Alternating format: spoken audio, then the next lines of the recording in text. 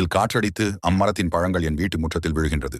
தொழுகை முடிந்தவுடன் பள்ளிவாசலை விட்டு நான் ஏன் வேகமாக வெளியேறுகிறேன் தெரியுமா? என் குழந்தைகள் தூக்கத்தில் இருந்து எழுவதற்கு முன்னர் அந்த பழங்களை எல்லாம் ஒன்று சேர்த்து அதன் உரிமையாளரிடம் கொடுத்துவிட வேண்டும் என்பதற்காகத்தான். இல்லை என்றால் பசியுடன் இருக்கும் என் குழந்தைகள் சாப்பிட்டு விடுவார்கள். ஒரு நாள் நான் போவதற்குள் என்னுடைய ஒரு குழந்தை சாப்பிட்டு விட்டது. நான் வாயில் கைவிட்டு அதை எடுத்து தூக்கி எறிந்தேன். குழந்தை அழுதது. அன்பு மகனே, மறுமையில் அல்லாஹ்வின் முன்பு உன் தந்தை திருடனாக இருப்பேனே என்று சொன்னதும் அழுகையை நிறுத்திவிட்டான். அபூதுஜானா கூறிய இந்த செய்தியை கேட்டு நபி கலங்கினார். இதை அறிந்த அபூபக்கர் ரலியல்லாஹு நேராக அந்த யூதனிடம் சென்று அந்த பேரித்த மரத்தை விலைக்கு வாங்கி அதனை அபூதுஜானாவிடம் அன்பளிப்பாக வழங்கினார்கள்.